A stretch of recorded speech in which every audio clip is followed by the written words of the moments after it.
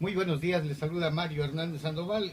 Bienvenidos a este programa Periodismo sin Permiso que transmitimos desde la ciudad de Chetumal, capital del estado de Quintana Roo, enfrente del Parque de los Caimanes, en el restaurante San Remo. El día de hoy nos acompaña una persona que sabe hacer muchas cosas y todo relacionado con las letras. Él es periodista, escritor, editor y también ha hecho programas de radio. Agustín Labrada Aguilera, muy buenos días, Gonzalo. ¿Cómo estás, Agustín? Muy buenos días, Mario. Encantado de venir a tu programa en esta mañana aún un poco calurosa. Voy a citar algo que publicaste en tu muro el viernes 29 a las 9:26 de la noche. Lo voy a leer textual, que dice lo siguiente: me irritan estos conductores antiperiodísticos, incapaces de formular una pregunta concreta, que no dejan huir al entrevistado. Y coincido contigo. La pregunta es, ¿qué debe hacer un reportero cuando entrevista a una persona en general, del oficio que sea? Bueno, en mi opinión, a partir de la experiencia, es que las preguntas deben ser lo más sintéticas posible y dejar que el entrevistado se exprese, comente, interrumpirlo solamente cuando uno ve que se excede y quiere extraerlo de nuevo al cauce del cuestionario original. Pero lamentablemente vemos constantemente, tanto en la radio como en la televisión, que el entrevistador quiere demostrar todo lo que sabe sobre el tema, que interrumpe constantemente al entrevistado, que no deja que termine de redondear una idea con sus respuestas, y al público no le interesa lo tanto que sabe el entrevistador, sino lo que diga, los testimonios, las confesiones del entrevistado. Mira, a mí, yo me pongo esto porque, y lo digo entre risas, a mí me causó risa esto al leerlo, porque yo soy uno de ellos, ¿no? O sea, y sobre todo cuando tengo de enfrente a un político, no todos, hago la aclaración, pero la mayoría de los políticos, cuando me ha tocado entrevistado, parece que están compitiendo para ver cuántas mentiras lanza una tras otra. Entonces yo soy el primero que le interrumpe, pero le tomé yo el otro ángulo, sobre todo cuando se entrevista a un creador, sea un músico, sea un escultor, sea un científico, y es entonces me la pongo porque digo, hay veces no llegamos, y me cuento como reporteros, no llegamos con la información suficiente de quién es la persona que tenemos enfrente, a qué se dedica, qué logros ha tenido, y entonces nos vemos como unos estúpidos haciendo preguntas prácticamente que nos ponen en evidencia. A eso lo tomé. Sí, bueno, también hay que ver, los compañeros que trabajan en los medios a veces están presionados con el tiempo, la orden de trabajo, y no tienen el suficiente tiempo como para informarse o preparar una entrevista. Existe una fórmula que son las preguntas de cajón. Con una información básica se pregunta sobre un tema específico sin que esto constituya una conversación profunda. Eso es una solución superficial, muy facilista, pero que se lleva a cabo en algunos medios. Una buena entrevista requiere que el entrevistador investigue cuál es el tema y cuál es el personaje, si está centrada en el tema, si está centrada en el personaje, si está centrada en una noticia que tiene que ver con el personaje. Tener unas preguntas elaboradas, pero no seguir ese orden riguroso, porque en la medida en que fluya la conversación, pueden aparecer otros asuntos de interés que no estaban contemplados originalmente por el entrevistador. Esa sería la entrevista ideal, pero con la dinámica de los medios es un poco difícil lograr esto, ¿no? Salvo algunos programas y entrevistadores como Cristina Pacheco, como la propia esposa de Carlos Fuentes, que ya están y que hay un tiempo de edición y que hay un tiempo de preparación y de estudio a fondo para que esto salga correctamente. Y no hay nada más incómodo que llegue un periodista, ¿y cómo se llama el libro que va a presentar? ¿Y cuál es su nombre? Entonces eso es absolutamente anti. Lo que no se debe hacer. Lo que no se debe hacer. Cuando cayó el muro de Berlín, un periodista alemán se acercó a Günter Grass, el autor del Tambor de Ojalá, y ¿qué opina usted de la caída del muro de Berlín? Y le contestó, yo le daría una opinión sobre la caída del muro de Berlín cuando usted me dé una opinión sobre alguno de mis libros. ¿Y qué contestó el reportero? Se fue. Bueno, también de esto que tú publicaste, se lo aplico yo como una persona que a veces por descuido, por accidente, por curiosidad, ahora ya no, antes sí lo hacía, ve noticieros de televisión. Y esto se lo aplico a muchísimos, donde creo que la intención del reportero es enfocar las cámaras hacia su persona y no hacia el entrevistado. Otra de las cosas que me molesta es escuchar voy a decir nombres, Adela Micha, ¿cómo se llama? López Dóriga, los de Milenio, y digo nombres porque Flor Tapia la otra vez que tú publicaste eso, pedía nombres, queremos nombres, ¿no? Ya nos aventaron, ya nos construyeron el circo, bueno, pues ahora queremos ver sangre, ¿no? Queremos ver sangre. Y bueno, yo estoy diciendo algunos de los nombres que no solamente están interrumpe al entrevistado, sino que no se concretan a presentar la pregunta así, tal cual, simple, sino que la adornan con basura, como si se supieran de memoria el diccionario de sinónimos, ¿no? Ese es otro error que incurrimos. Es un cantinflismo disfrazado con elegancia. Y al final vacío. Lamentablemente, y entonces los entrevistados que van con mucho entusiasmo, con mucho interés, quieren comunicar algo, informar algo, opinar, se quedan a medias. No, aquí un ejemplo local, en la radio de Cancún, periodista de La Culebra, ¿cómo se llama? David Romero Vara. David Romero.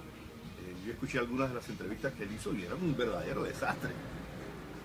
Un verdadero desastre, porque aparte de que no dejaba que el entrevistado hablara, terminara lo que tenía que decir, hacía afirmaciones erróneas, comentarios sin base, era muy inexacto y todo el tiempo hablaba él.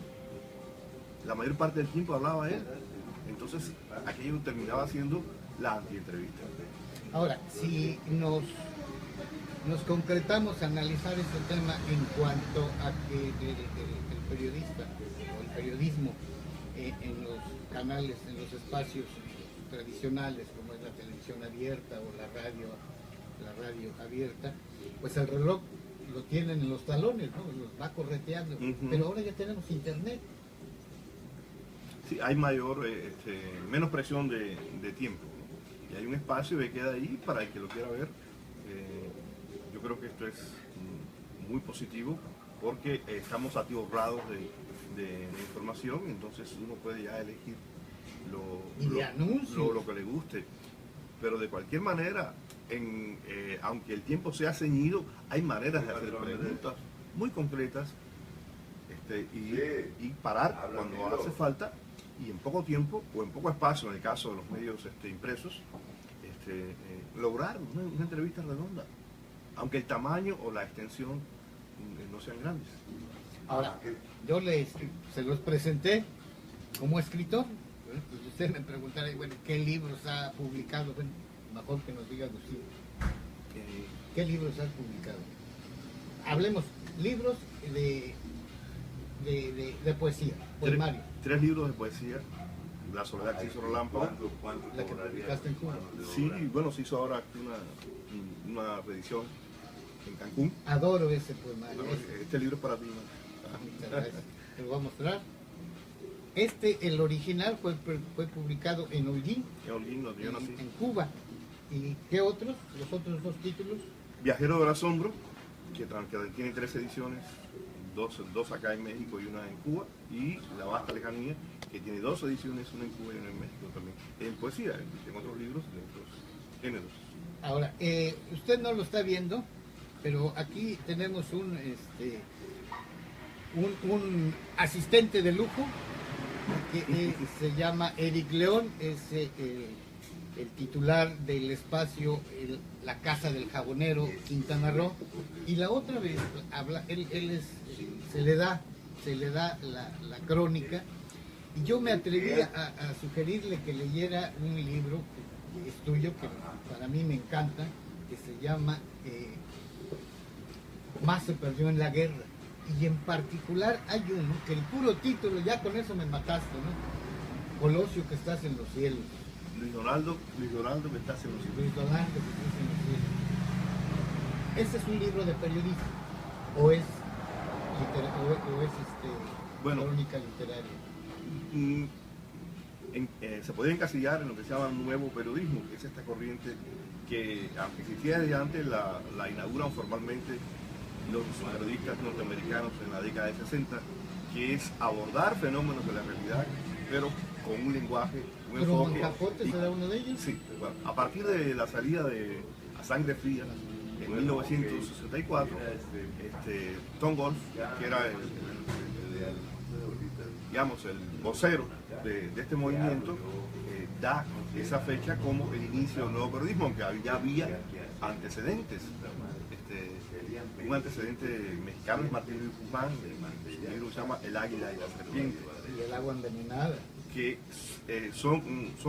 se aborda la realidad con los géneros periodísticos, fundamentalmente la entrevista de semblanza, la crónica y el reportaje narrativo, pero con un lenguaje y con técnicas que pertenecen a la literatura, es decir, se estiliza, pero no se ficciona. Ese es el... ¿Otros títulos de libros? ¿Narrativa?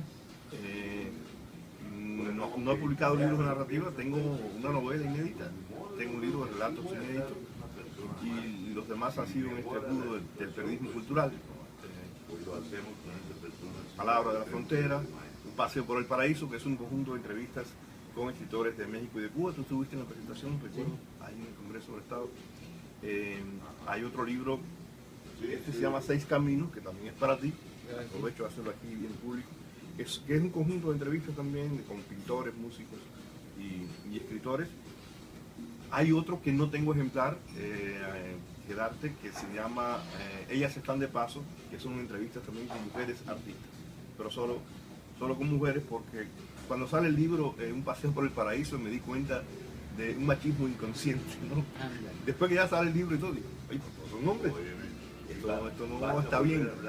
Entonces busqué entrevistas que ya tenía hechas a veces hay con revistas y periódicos, las más logradas, con mujeres que pertenecen al mundo del arte, y entonces organicé ese otro libro. Usted ve a Agustín y no sé cuántos años le calcule, pero yo lo sigo viendo como le conocí hace 25 años. No sé con qué se baña, ¿verdad? Espero que no imite a Cleopatra. Pero les digo que lo ve usted muy joven, pero ya tiene 25 años haciendo periodismo más o menos, ¿no? Quizá más o menos. Desde que llegué acá. Y ya hay algo de lo que recuerdo, fueron tus primeras publicaciones que hiciste como reportero en un medio estatal, como que vino a llenar un espacio de hueco en el periodismo que no se hacía, sin darle la técnica literaria a entrevistas. Yo así lo veo. Tú lo llegaste, yo nunca vi, o tú leíste algo que no fuera tuyo que estuviera presentado así. Había leído buenas entrevistas de opinión, pero siempre con el enfoque periodístico más directo, sin mucha metáfora. Pero... Incluso tus crónicas que tienen muchos brochazos literarios. Perfecto, está bueno, Andrés. Que yo vengo de la literatura. Eso no se hacía antes. Yo vengo de la literatura. En Cuba yo no hacía periodismo. Yo Yo trabajaba en una institución cultural que era la Casa del Joven Creador, la sede nacional de la Asociación Hermanos Saiz de Jóvenes Artistas, y había escrito poesía, fundamentalmente, y era un sueño mío hacer periodismo. Pero en Cuba, como yo había estudiado literatura, no podía hacer periodismo. Para hacer periodismo en Cuba había que ser licenciado en, no se llamaba así, periodismo. Y eso se está perdiendo lamentablemente. Porque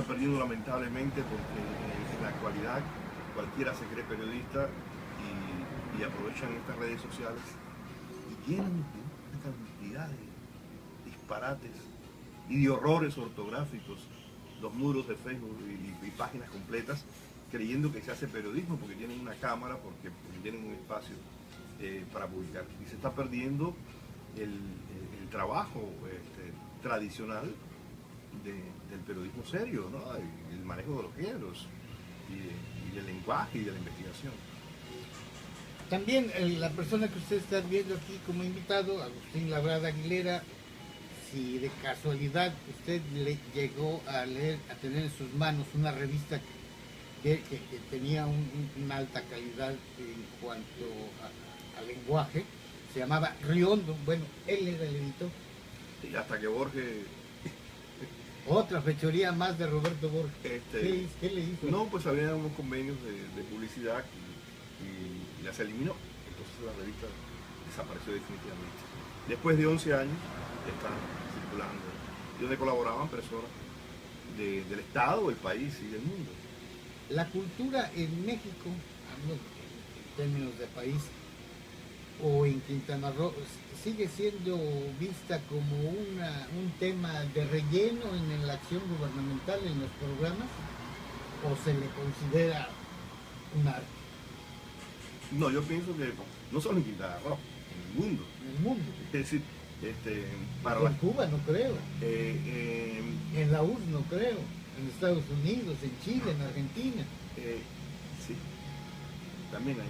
También hay, es decir, no es lo fundamental, no entra en los intereses fundamentales del poder político. La cultura se le da un espacio, pero un espacio mínimo con recursos muy básicos, y es lamentable porque ahí está la identidad, y ahí está la tradición, y ahí está el espíritu y la memoria histórica. Cuando pasen 200 o 300 años, nadie va a recordar al político en turno que puso leyes, o que cambió tal cosa, o que hizo una buena obra o una mala obra, sino la obra del pintor, la obra del escritor, la obra del músico, que lo va a trascender.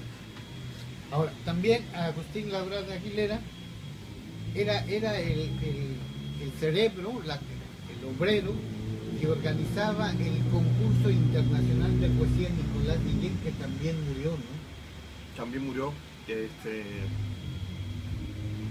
¿Cuántas ediciones alcanzaste? 15 ediciones. Entonces... estamos hablando de 15 años. Sí, 15 años. Era un poema, un concurso destinado a los poetas del Caribe hispano, con el apoyo moral de la Unión de Escritores y Artistas de Cuba, y moral, y en ocasiones también donaban obras de arte para los premiados. Y aquí al principio pues recibió apoyo de los ayuntamientos de las mujeres, de Tompe Blanco, de la Fundación Oasis, y finalmente lo asumió la Universidad de Quintana Roo. Y todo coincide, ¿no? El fin de el concurso, el fin de la revista Riondo, el fin de mi programa radiofónico Una Puerta al Mar, con la reingeniería de Roberto Borges. Mira, yo llegué a escuchar varias veces algunas partes de los discursos y de Roberto Borges Angulo, y me parecía sumamente ignorante. O sea, nada de cultura. Si lo hubieran puesto a competir con Enrique Peña Nieto en cuanto a autores y a títulos, yo creo que ahí se van. Sí, lamentablemente. Lamentablemente, no creo que todos los políticos sean así, pero deberían dedicarle un tiempo a la lectura y por lo menos tener una información de lo que es la vida cultural y de lo que es el arte. ¿Qué beneficios o qué impacto tendría el pueblo si nuestros gobernantes, no pido que sean cultos, pero que tuvieran una cultura mediana? Creo que, Básica. creo que habría beneficios, sobre todo si eso incidiera en el sistema educativo. Y tenemos un problema. Por un lado, y esto no se puede impedir porque va en contra de la libertad de expresión, pero la programación televisiva y radiofónica en términos generales, comercial, es apabullante, embrutecedora, frívola. Eso influye enormemente en la población, en las familias, en los niños. Y por otro lado, en la educación básica, el rubro que se le dedica también a la parte artística es mínimo y a veces es de mala calidad. Y no solo a las asignaturas que tienen que ver con el arte, sino también a la enseñanza del idioma español. Y es horrible ver la cantidad de publicidad que hay en esta misma ciudad de Chetumal, en todas partes, llena de disparates ortográficos y gramaticales. Incluso mencionaba a López Dóriga. López Dóriga habla con muy buena edición, ve la cámara bien, tiene todo ese arte teatral, digamos, pero en cada párrafo que dice hay como 2 errores gramaticales. Entonces, hay un desconocimiento de la lengua cuando la palabra se emplea todo el tiempo. Se emplea todo el tiempo en los discursos, en los libros, en el periodismo, y hay muchos egresados de ciencias de la comunicación que agarran una cámara y no, yo no tengo que escribir, pero usas, bien no escribes, pero hablas, usas el lenguaje, usas el idioma. Entonces se atropella constantemente el idioma español. Y a la par, en la Secretaría de Educación Pública, se destina mucho dinero para la educación. Sin embargo, vas a las comunidades y los maestros llegan un martes, se van un jueves, esos muchachos aprueban porque hay que aprobar determinada cifra de alumnos, y cuando terminan el bachillerato y van a entrar a la universidad, hay que darle un curso propedéutico de español y matemática porque no saben. Entonces eso contribuye a la formación de analfabetos funcionales. Y algunos de esos analfabetos funcionales ocupan después cargos de poder. Entonces, con esa mala formación, es imposible que puedan generar en la sociedad algo espiritual o positivo. O sea, programas específicos.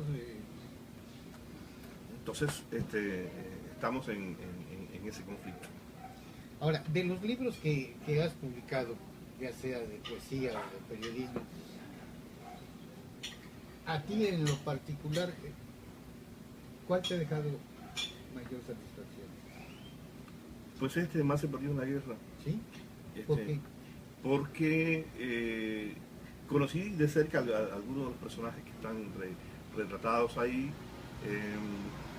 Era mi primera incursión en la narrativa, le gustó a mucha gente, y algunas personas se lo leían, pero se lo leían como si fueran cuentos. No eran cuentos, eran crónicas o entrevistas de semblanzas, o géneros mezclados del periodismo. Y me gusta el conjunto de personajes que están ahí, porque son seres que casi todos pertenecen a la marginalidad, están al margen de las convenciones que han sufrido y tienen una voz para expresarse. Anoche platicaba con una amiga y le adelantaba que iba a hacer un programa contigo, una conversación, no es una entrevista. Sí, es una conversación, ojo. Una conversación. Y yo le decía que ibas a estar tú contigo y me dice, no, sí, lo conozco, y empezó a hablar de ti. Y dice, pero tiene tiempo que no lo veo, y ¿desde cuándo no lo ve? Desde que salió el libro, Más se perdió en la guerra. Ya tiene unos buenos años. Sí. Yo recuerdo que a mí lo que me llamó la atención de ese libro es que tuviste la sensibilidad periodística, humana y como escritor, de darle su lugar a aquellas gentes que destacan por lo que estaban haciendo y que nosotros, como chetumaleños o como quintanarroenses, no se los damos. Es que el esquema de valores varía, ¿no? Entonces, un pintor como Manuel Villamor, que está ahí pobre, enfermo, vive en condiciones no buenas, sin embargo tiene una obra artística de inmensa calidad que ha sido expuesta en museos del mundo. Entonces, a esas personas hay que darle su apoyo, ¿no? Y lo mismo con la crónica de los refugiados guatemaltecos. Eso fue muy emotivo, muy emotivo. Ahí tienes también una crónica que agarra de escenario la casa del escritor de Bacalar. O eso fue en otro libro. No fue en... No, sí, en ese es una entrevista con un cineasta. Sí, el que se hizo, ven las copas. con Javier Robles, el autor del guión de Rojo Amanecer, que es esta película que tiene que ver con la matanza de Tlatelolco. Fíjate que esa película, creo que ya estaba sacada. Cuando estaba Borges, que a mi juicio, esa es mi opinión, Borges, de Miguel. los gobernadores, Miguel. Sí, Miguel Borges Mancín, de los gobernadores que mayor impulso o que tomaron en serio la cultura, fue Miguel Borges Martínez, doctor, para mí, ¿no? Los demás son paramayas lo que hacen, ¿no? Y este gobernador instrumentó una semana del cine mexicano, y en el cinema campestre, que se llama Cinema Campestre, trajeron a 7 películas, por decir, 7 películas, y trajeron o al director o a uno de los actores principales de las películas que iban a exhibir. Y de Rojo Amanecer vino alguien más, de Rojo Amanecer. ¿Sí te acuerdas de esto? No, yo no estaba aquí todavía. No estaba, bueno, ahí estaba. Yo vine al final del gobierno del doctor Miguel Borges Martínez. Entonces esa película de Rojo Amanecer me parece que está muy bien hecha y con muy pocos recursos, porque ahí lo que entra, el acierto del director fue explotar al máximo los noticieros por radio. Sí, no, y la tensión que se crea en una familia, el miedo circundante, y no se va a esta parte de la masacre y de los efectos un poco grandilocuentes, ¿no? Entonces, en contraparte, aunque eran muy sus opiniones, entrevisté al señor Toribio Cruz, que afirma que fue un soldado que mató estudiantes en la Plaza de las Tres Culturas, ¿no? A ver, esa es su visión del otro lado, del lado militar. Y ya eso queda en manos de los lectores juzgarlo, no juzgarlo. Mencionaste a una persona que ya falleció, que en paz descanse, y con el respeto que merece alguien que ya no está con nosotros. Yo creo que él le hizo mucho daño a la literatura en Quintana Roo. Sí. Ahora, son dos cosas. Una, la entrevista es de la experiencia de Toribio Cruz como soldado. Como soldado, era un adolescente, estuvo ahí en la Plaza de las Tres Culturas y da su visión. Eso era la parte que formaba el libro. Ahora, Toribio, como supuesto escritor, ya es otra historia. Pero, a ver, ese libro llevaba por título El Borrador, ¿no? Porque nunca fue publicado, se lo rechazaron. La novela que le estaba escribiendo. En todos lados, se llamaba Esperando la Orden.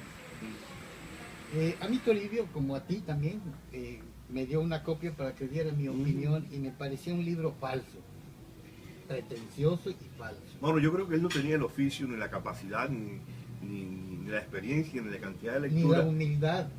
Porque si hubiese escrito un libro o un relato, aunque fuera, desde la primera persona, desde el soldado, el personaje narrador, tal vez hubiera sido más auténtico, pero él quería ser un narrador omnisciente, por decir que él sabía todos los intereses norteamericanos, los intereses de Estados Unidos, lo que pasaba en el gobierno de México, el fenómeno de las Olimpiadas, el pensamiento de la alta oficialía del ejército, y él no sabía eso, ni tenía recursos para eso. Entonces, el borrador que me dio, yo se lo dije, porque sí soy honesto cuando voy a dar una opinión, y mira, aquí hay una pobreza de lenguaje muy grande y de estructura, eso tienes que trabajarlo mejor. También le dije que mi sugerencia, bueno, escribe algo más pequeño, en primera persona, cuenta tú cómo estabas, que fue lo que le logré sacar para la entrevista, ¿no? Creo que, no sé de cuántas páginas, pero sí medio me acuerdo que tú le sugeriste, o que se la redujiste bastante, ¿no? Eso le dije. O Después, sea, eran sugerencias, Sí. al final de acá el autor es el que decide, ¿no? De los escritores que han publicado aquí en Quintana Roo, que viven o nacieron acá, ¿hay alguno que te llene el gusto? eh, hay una novela de Héctor Aguilar Camín que se llama El resplandor de la madera. Me gusta la estructura que usa en ella y cómo logra, a la manera de 100 años de soledad, ir relatando una historia familiar en lo que era Payo Visco. Ese libro fundamentalmente, hay poemas Hay y uno cuentos aislados. Hay uno de Aguilar Camín, creo que se llama Conversaciones o Pláticas, no sé, Sí, ¿leíste? sí lo leí y no me gusta. No me gusta en el sentido de que podía evitarse ese proyecto dialógico y dejarlo en narración, ¿no? Es un cuento, o es un relato, o es una viñeta. Entonces se regodea mucho en lo que dice la mamá, lo que dice la abuela, entonces, todo eso como literatura sola. ¿Te gusta Gonzalo Guerrero, el que escribió Aguirre? No, No te gusta. no me gusta ese. Sí, había un buen propósito de su parte, ¿no? Pero no acaba de escribió muy joven, tal vez él termina siendo como una historia de aventura. El que publicó Primitivo Alonso, la Tierra Disputada, Lamentablemente no me lo he leído. ¿no lo has leído? No. Es decir, cuando Primitivo comenzó a escribir ese libro, envió a uno de sus empleados, pero tenía apenas 4 o 5 cuartillas y yo lo que le sugerí fue que fuera un taller literario. Y de los poetas, meramente poesía, ¿hay alguien que te guste de los quintanarroenses? Hay poemas de Ramón Iván, sobre todo los que están en un libro que se llama Casa Distante. Tienen que ver con su infancia, con la pobreza de una infancia en Calquiní, Campeche. Son poemas muy hondos, vallejianos. Hay mucha emoción ahí desgarrada. Me gustan mucho esos poemas. Me gustan algunos cuentos de diferentes autores. Yo me acuerdo que tú presentaste o prologaste un libro, creo que Mujeres de Sal, de Elvira Aguilar. Sí, ¿Te sí. gusta? Me gusta la fantasía de Elvira, ¿no?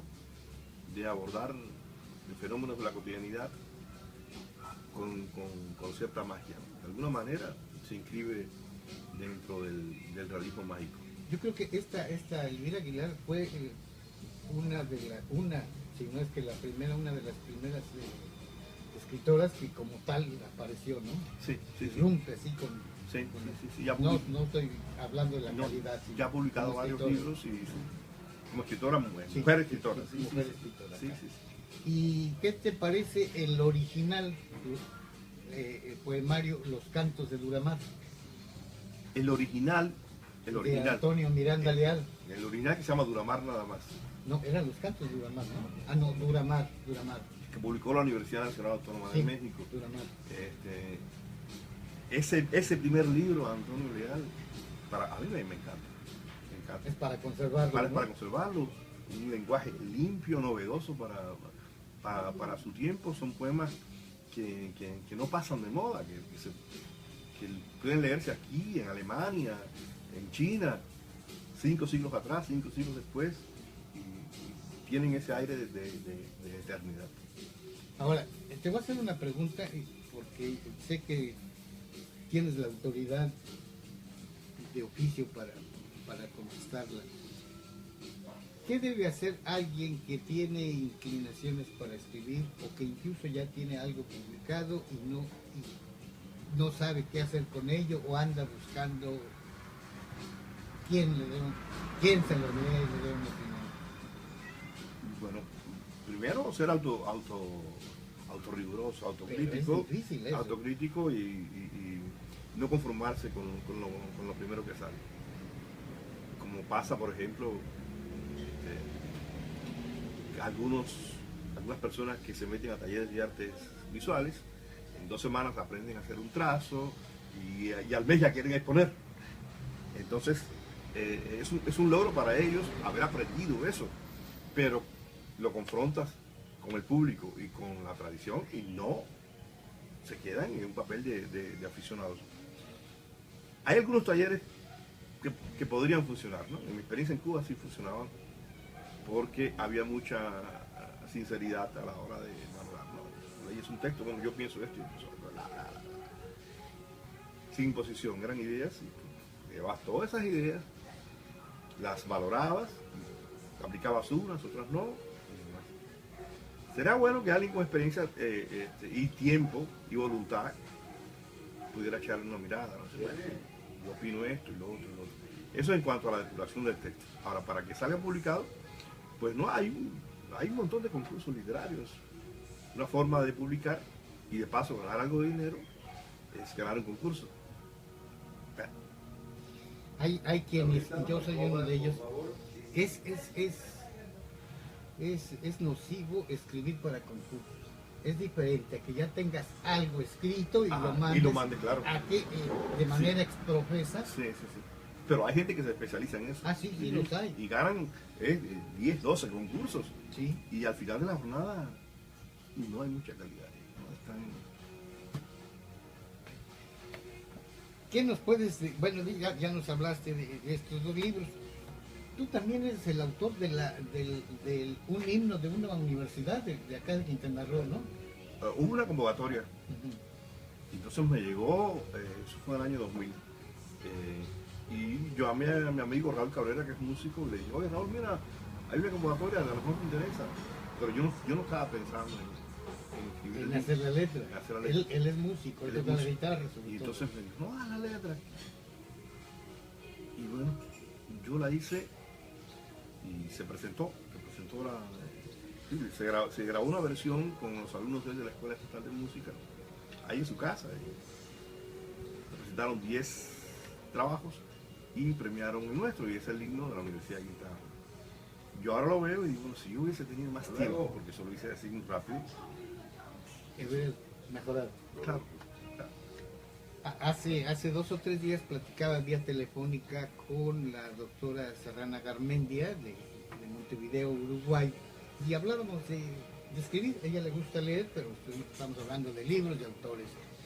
Y me decía que era lamentable que en muchos países los escritores que no han obtenido el premio Nobel ni se ganan los grandes premios, pues que terminan prácticamente en la miseria.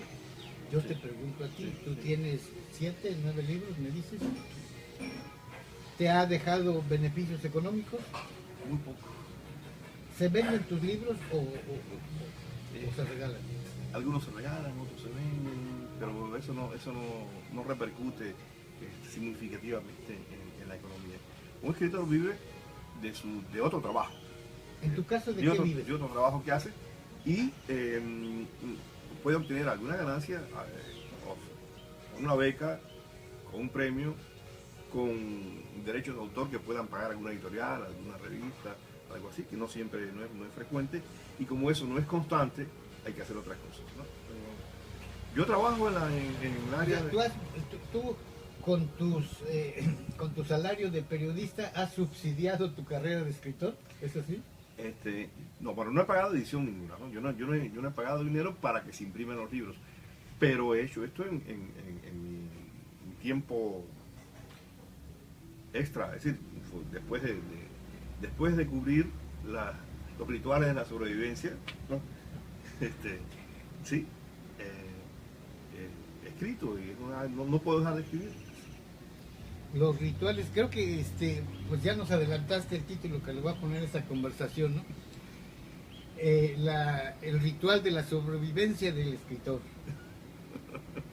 ¿No te gusta? No, está bien, porque eso le pasa a la mayoría de la gente que escribe en el mundo. Son pocos los escritores que pueden darse el lujo de dedicarse nada más a hacer su obra, ¿no? Que tienen grandes contratos con editoriales importantes, que tienen un mercado seguro, que tienen el beneplácito de autoridades culturales a nivel nacional.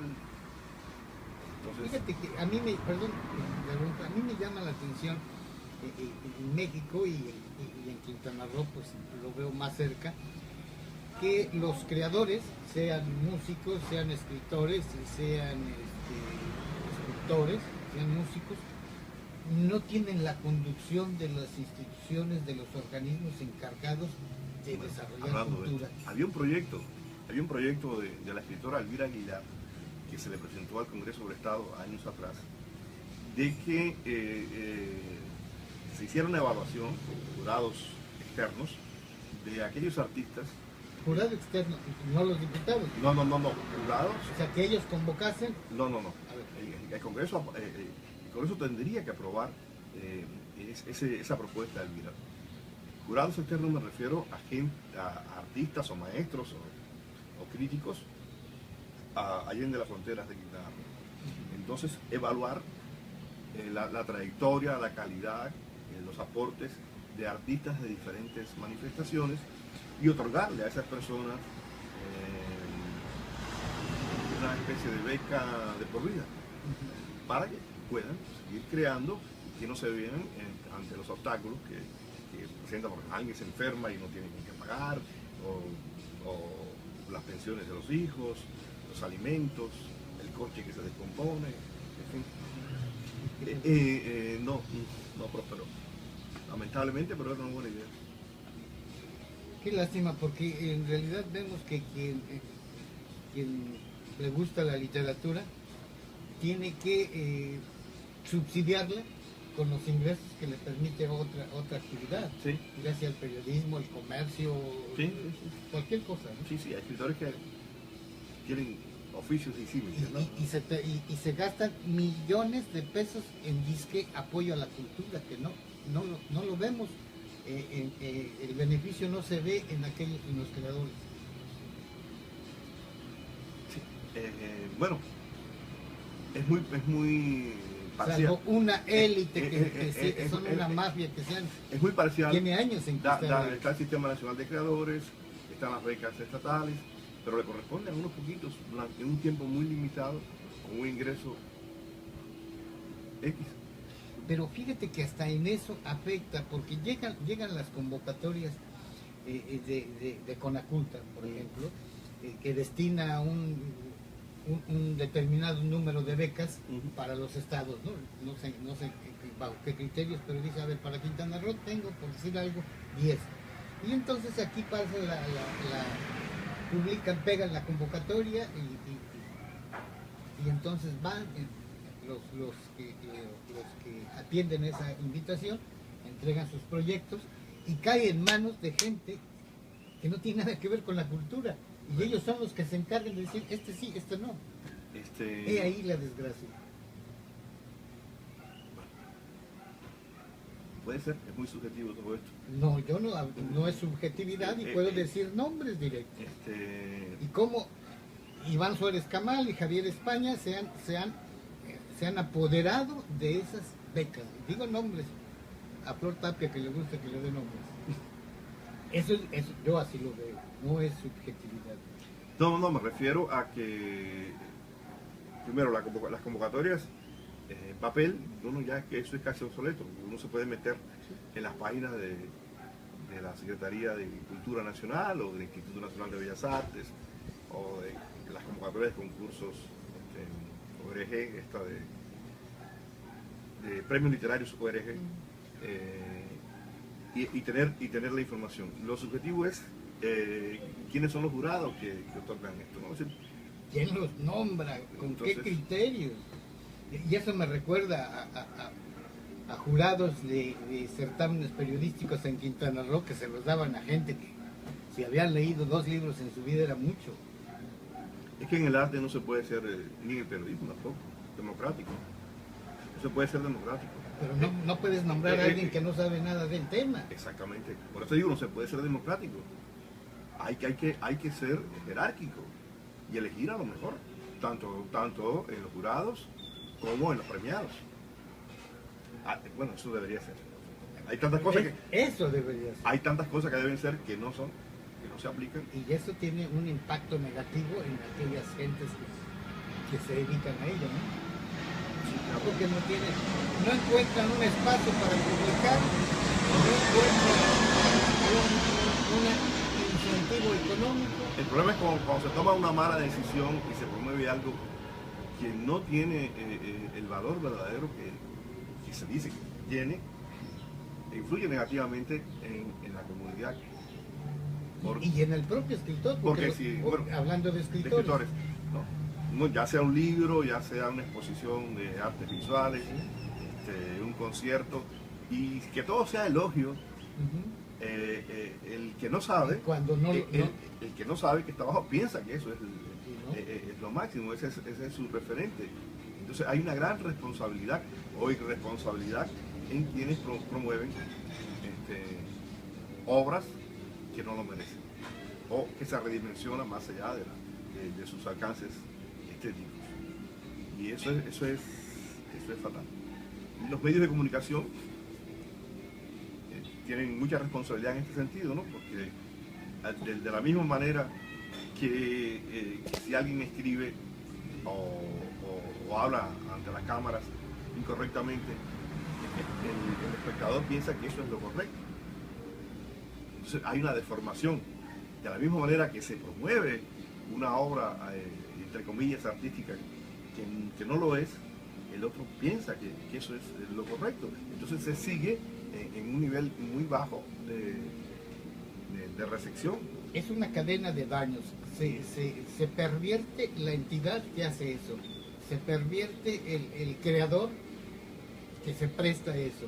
Y se pervierte al espectador, a la ciudadanía que tiene acceso a eso. Quieren un concepto erróneo, ¿no? Claro. Entonces, bueno, hay otra solución, pero que arrastra el problema anterior. Es decir, la internet no es mala ni buena, existe, ¿no? Entonces, pero si no tienes un criterio, te pierdes en esa marea informativa. Es decir, ya no hay pretexto, porque vivas en un pueblo, en una provincia. De que no hay biblioteca, de que no hay maestros. Te puedes meter en internet, puedes hacer un recorrido virtual por los museos del mundo, ver las películas de arte que se estrenan, bajar libros y leerlos. Pero se sigue manejando, no, es que estamos aislados, es que estamos desinformados y demás. Pero bueno, tienes esa opción, pero si no tienes un criterio, no sabes qué buscar. Por eso insisto en que el problema fundamental está en la educación y sobre todo en la educación básica, y que se debe fomentar el estudio de la lengua, de la historia, del arte en las escuelas primarias y en los kinderes, en la secundaria, que se le dé el mismo valor que a otras materias. Porque lo importante ahora es saber mucho de informática, que es algo que va cambiando constantemente. Y yo sé inglés, pero ¿sabes español? ¿Entiendes? Entonces, y se crean monstruos. Y ahí conozco muchas personas que hacen la maestría, terminan una maestría sin haberse leído un solo libro en su vida, se leen los fragmentos que tienen que estudiar, que van a necesitar para un trabajo de clases, para la tesis, y obtienen el título. Lo cuelgan así, con ese complejo monárquico, ¿no? Ya no hay condes, ya no hay marqueses, ya no hay duques, pero está el licenciado, el maestro, el doctor, y si tiene un cargo público, pues el nombre es kilométrico, ¿no? Secretario de no sé qué cosa, de no sé de cosa, de no sé de cosa, de no sé de cosa, ¿no? Y en el fondo hay una carencia de conocimiento. Pero esas personas toman decisiones sobre la sociedad, sobre el destino de lugares, y las consecuencias son nefastas. Mira, yo soy, ¿qué será?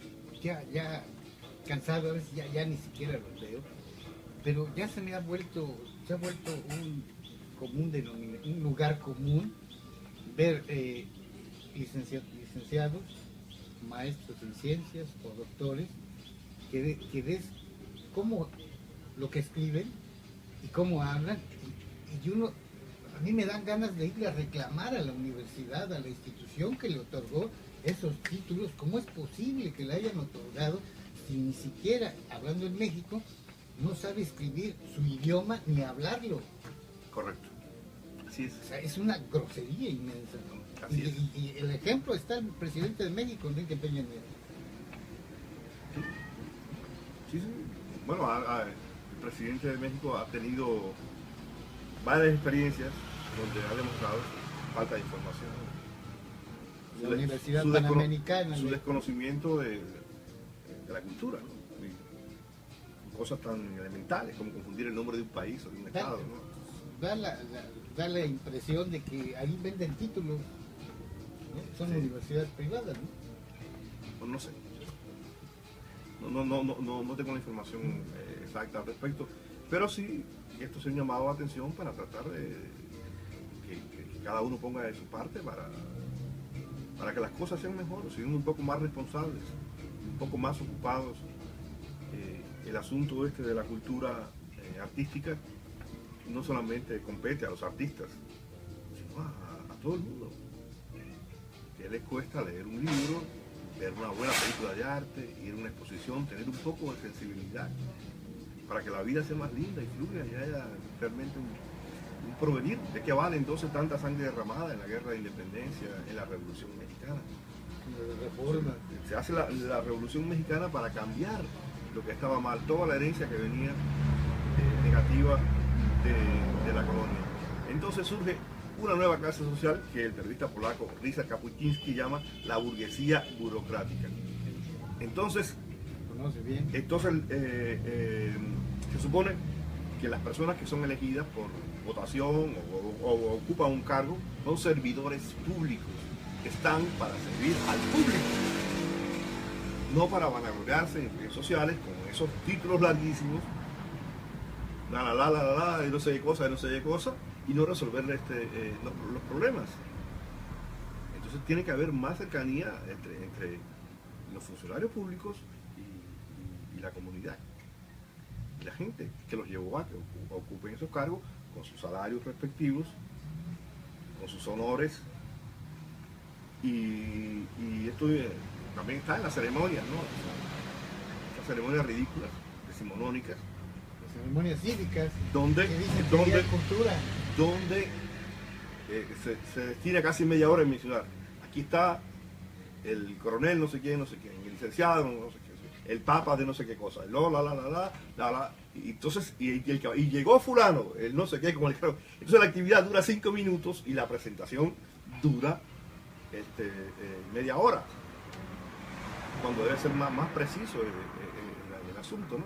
El culto de la personalidad. Y en algunas notas de prensa igual, ¿no? Si lo que se privilegia es el quién, pero el quién institucional, ¿no? El secretario de no sé qué cosa, entonces abajo, en el 3/4 párrafo, viene la actividad, ¿no? o el protagonista de la actividad. Entonces son rezagos que hay que ir limpiando con el paso del tiempo, pero no con conformismo, ni con vanidad, ni tomar las críticas como una agresión personal, sino como una manera de crecer y de mirar: bueno, estoy fallando acá, esto se puede mejorar. Hay que abrir la mente. Mira, Agustín, creo que tienes sangre felina porque al lado hay una gatita que se te acerca y está maullando. Agustín, yo te agradezco muchísimo que hayas estado aquí en esta conversación. Gracias a ti. ¿Tienes algo que agregar para quienes han leído tus libros o para aquellos que no lo hayan leído? ¿Qué les dirías? Bueno, sería un placer que los leyeran, no solo los míos, que leyeran. ¿Dónde pueden encontrar tus libros? Que leyeran. Ese es otro problema. No hay dónde. Bueno, hay un libro que se llama Deje sus voces de memoria, que publicó la editorial Dante, pero aquí no llega. Está en las librerías de Mérida, de Cancún. Publicaste también, me parece que en una editorial de Guadalajara, creo que tú eres. Sí, pero ya ese se agotó. En la editorial Mantis Editores. Antes. Y en algunas librerías de la Ciudad de México todavía quedan ejemplares de Un paseo por el paraíso, que publicó la editorial Plaza y Valdés. Estos se publicaron en Cancún, es el esfuerzo de un colega que se llama Nicolás Durán de la Sierra, Él publica la revista Gaceta del Pensamiento y en cada edición incluye un cuaderno breve, ¿no? Entonces, ¿El gobierno del estado no tiene publicado algunas obras tuyas, algunos títulos? cuando el gobierno de Mario Villanueva se publicó una edición de mi libro de décimas, Viajero del Asombro, pero ya pasó mucho tiempo. Y se distribuyó así de modo muy Arbitrario. sí. Pues qué pena, porque la verdad que si usted no ha leído a Agustín Labrada, se ha perdido de algo valioso, de encontrar otros conceptos de hacer periodismo, de tratar temas, de presentarlos y también de leer un poco de su poesía, que es muy buena. Yo creo que es un dominador de la técnica, es difícil encontrar un error técnico en tus poemas. Y hay un poema que me tiene de rehén, que está en el primer libro. ¿Has oído el violín? No oyes. No oyes el violín. No se me olvide, ¿no? El título y lo que dice es, lo siento, desgarrador. Sí. Ojalá y lo pudiera usted leer. Bien, pues, ¿algo para cerrar? No, muchísimas gracias de todo corazón. Es un honor haber estado aquí contigo. Bien, pues yo quiero agradecerle de manera personal. Yo le invité nada más para que viera cómo se hacen estas cosas que son tan normales, y me da pena porque terminó como asistente de cámara a nuestro amigo Eric León. Le agradezco muchísimo que nos haya auxiliado. Si esta vez sí salió bien la imagen, bueno, se lo debemos al propietario de la Casa del Jabonero. Y muchísimas gracias a ustedes que escucharon este diálogo con Agustín Labrada Aguilera. Hasta la próxima emisión.